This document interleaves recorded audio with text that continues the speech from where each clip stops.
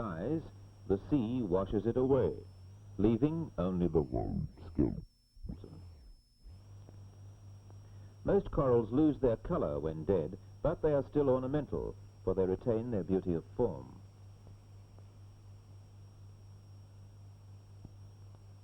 Studded over the whole surface are innumerable tiny holes in which the coral polyps lived. Some corals are soft and seem to have no skeletal environment.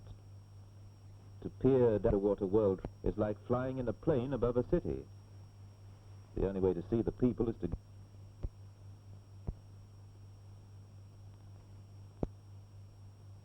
An octopus is not a slimy horror, but a swift, colorful creature which moves with effortless ease as it slides smoothly down to its lair beneath the stones.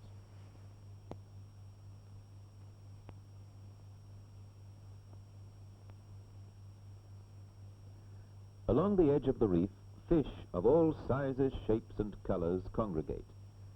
Strangely enough, though they're timid in the shallow waters of the lagoon and dart away when approached, if you meet them in the deeper water, they pay very little attention to the stranger in their midst and carry on with their normal activities.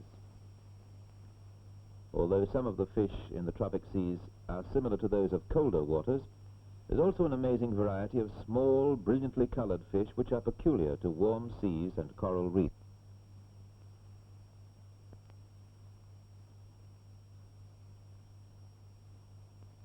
The coral garden beneath the sea is breathtaking in its exquisite beauty. Fragile corals grow to perfection, sheltered from the force of the waves.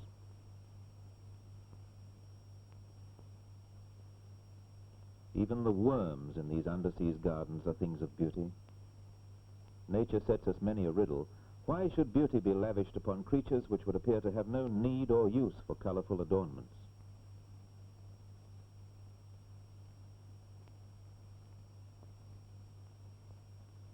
In this submarine world of wonder, beauty peeps out in unexpected places. From a piece of dead coral, a lovely flower bursts into bloom. But that blossom is but another worm, a sapulid, which makes a tubular home in the coral, from which it spreads out its flower-like gills as a net to catch food and oxygen.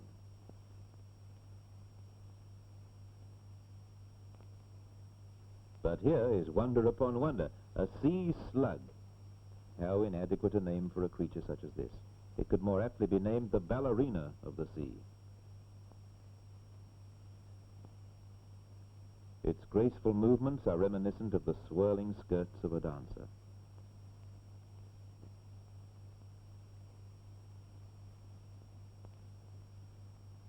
Science has named this sea slug nudibranch, a word meaning naked gills, for its filmy breathing organs are not placed inside the body like those of most other animals, but are carried outside the body. The gills can be seen growing on the back of this unusual slug. The feather starfish prefers the deeper waters. It belongs to a very ancient family, which, fossil remains show, was abundant in the seas millions of years ago, long before man on Earth. Unlike most starfish, it can move swiftly.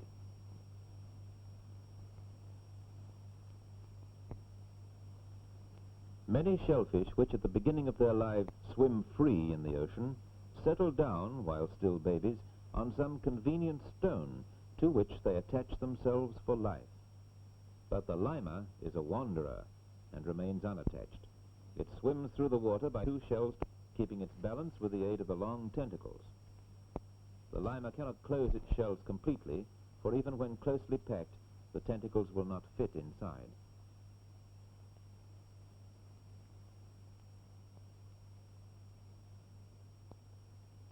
Whilst many of the tropical fish are more colorful than the reefs they live amidst, the more somber fish throw into relief the soft pastel shades of the corals.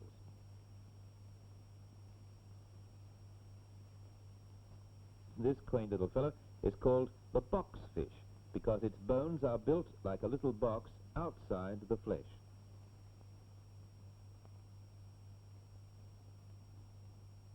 Scenes beneath tropic waters have the ever-changing charm of a kaleidoscope, as brilliantly colored varied shapes glide into view.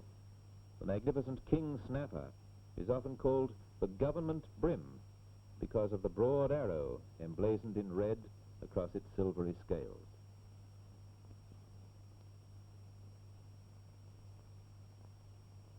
The most beautiful fish of the coral reef is surely the butterfly cod. Its fins are like wings of gauze, and like the tail, so fine in texture as to be almost transparent. This coy behavior is only a pose.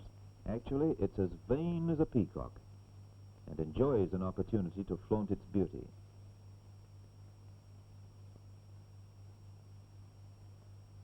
But don't be misled by the delicate beauty of the butterfly cod.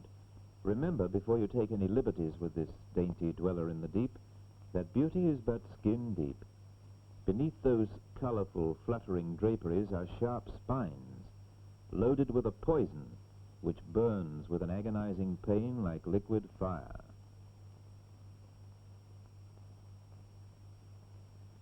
The butterfly cod is a slow swimmer, and if it did not have this potent means of defense, the coral reefs would soon lose one of their loveliest inhabitants.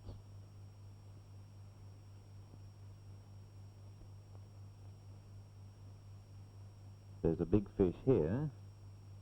Can you see it? Let's take a closer look. See its eye and the moving gills.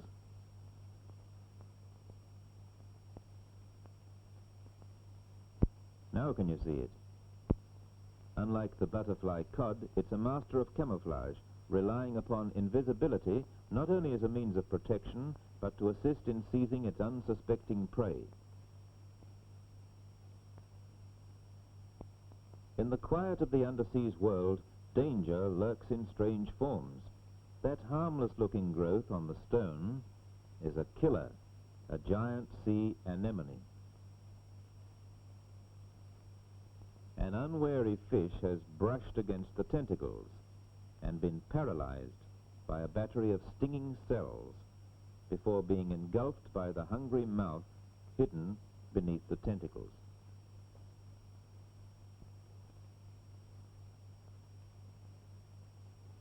Despite the deadly power of the anemone's stings, there's an amazing friendship in it and a little fish called Percula.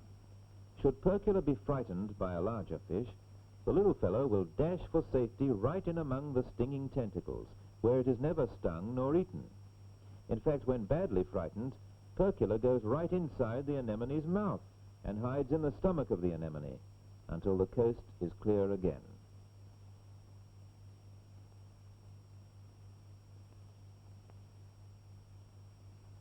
Another fish, Amphiprion, enjoys the same privileges.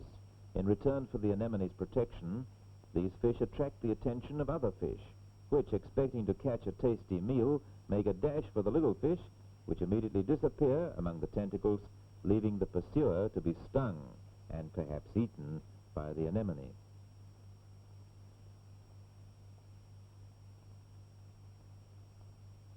The hermit crab depends for its safety upon finding the empty shell of a dead univalve.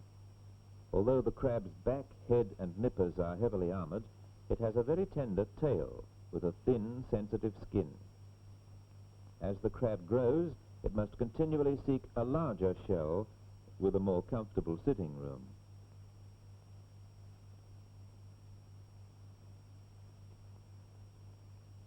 In a flash, it tucks its tender tail into safety. Over goes the shell, and away it scuttles, ready to take on all comers. At low tide, there is no need for diving gear to see many marvels in the shallow lagoons, which are the happy hunting grounds for shell collectors. Many creatures seek shelter beneath the rocks. The flesh of the mutton fish is relished by a number of reef inhabitants, and since it has only a small shell, it is much happier under cover. Dropped back into the water, without any waste of time, it makes for shelter beneath the nearest stone.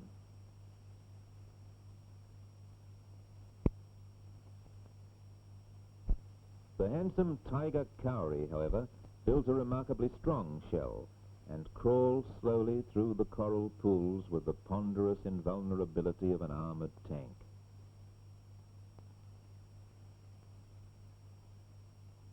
If disturbed, it immediately withdraws into the snug shelter of its shell and waits patiently within its well-designed fortress until the enemy departs.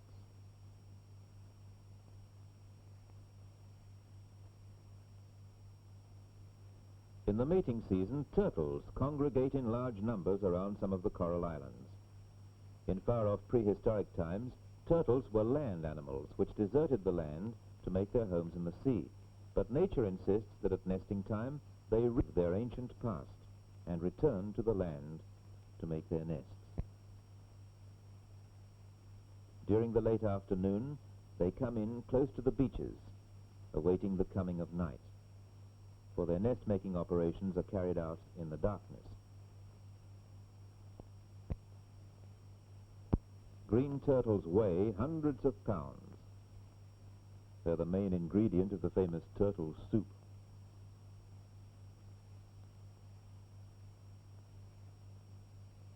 These tracks leading up from the beach indicate that the turtles have already commenced nesting.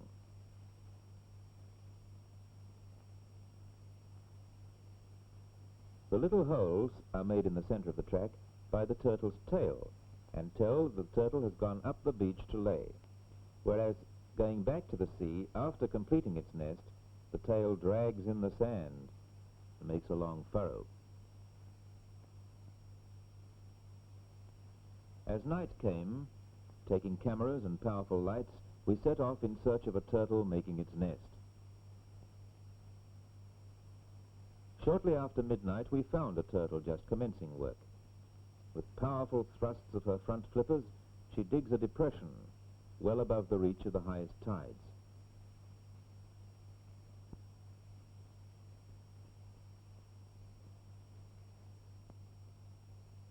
Then commences one of the wonders of nature. With her hind flippers, she digs a neat pit nearly a foot in diameter. Although in complete darkness, this clumsy creature works with delicate precision. Deftly, she lifts each flipper full of sand and places it carefully down alongside the hole. Then, with a quick movement of her flipper, she expertly flicks it away before digging down again. So neatly is the operation carried out that hardly a grain of sand falls back into the pit.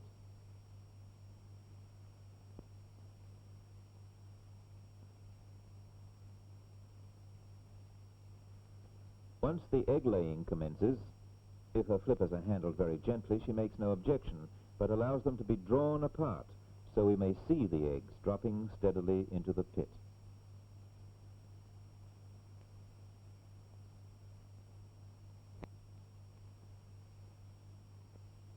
The dawn came while the turtle was still at work. Usually she completes her nest before dawn, but the glare of our lamps had upset her timetable, and every few minutes she'd ceased work until the lights were switched off. Even under normal conditions, the whole operation of nest-making and egg-laying takes several hours to complete. She'd laid nearly 200 eggs.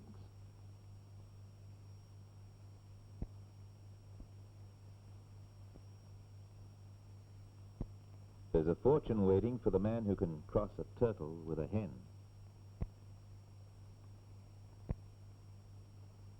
The sand is now raked and smoothed over the eggs until all signs of the pit are obliterated. Her slow movements show how weary she is.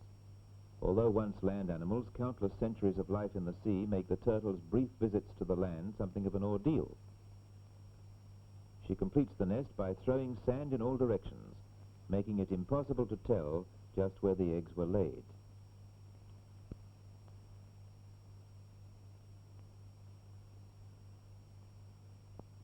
Once its eggs are laid, the turtle has no further interest in them. She returns to the sea, leaving the eggs to hatch in the sand, warmed by the tropic sun. The natives enjoy a meal of turtle eggs and have devised a simple yet efficient method of finding them.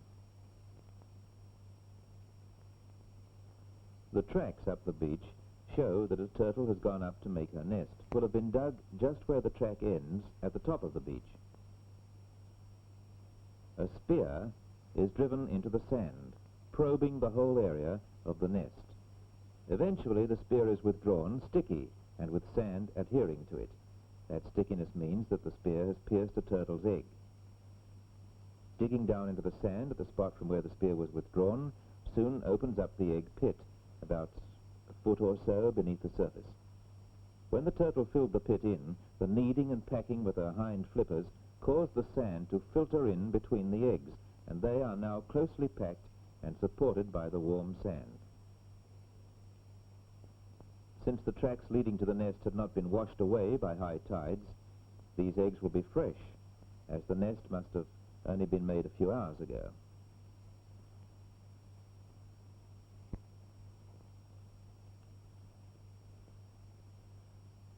If thrown upon the sand, turtle eggs bounce like a rubber ball.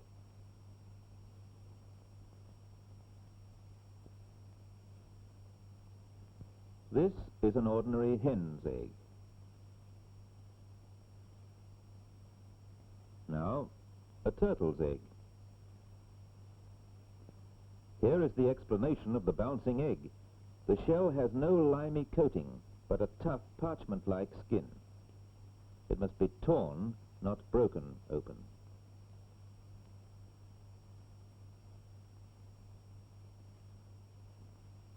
Although the yolks of the two eggs are similar, the whites are different, that of the turtle being a stiffer, jelly-like substance. There's a very marked difference, however, when the eggs are cooked. Whilst the white of the hen's egg sets very quickly, the white of the turtle's egg will not set. It remains a slimy jelly. Most people prefer to eat only the yolks, which are quite palatable. The eggs left in the nest have commenced developing, and the microscope reveals an embryo turtle 2 weeks old.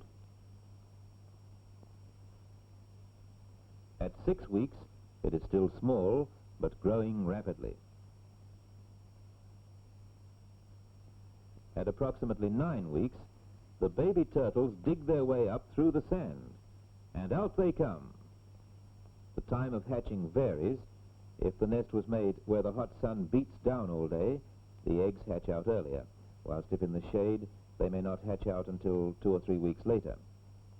Although the baby turtles have never seen the sea, without any hesitation, they scramble away in the right direction.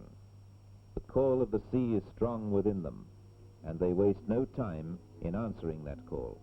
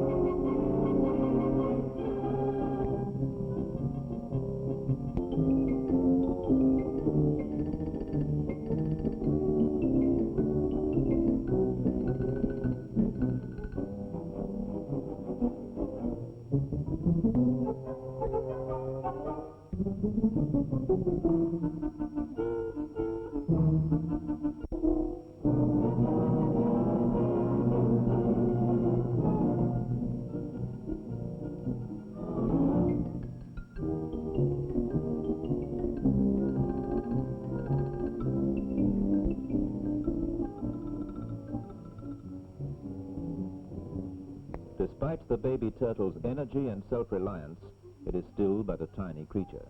And yet, should it survive the perils that await it, it will one day be a huge creature, weighing hundreds of pounds.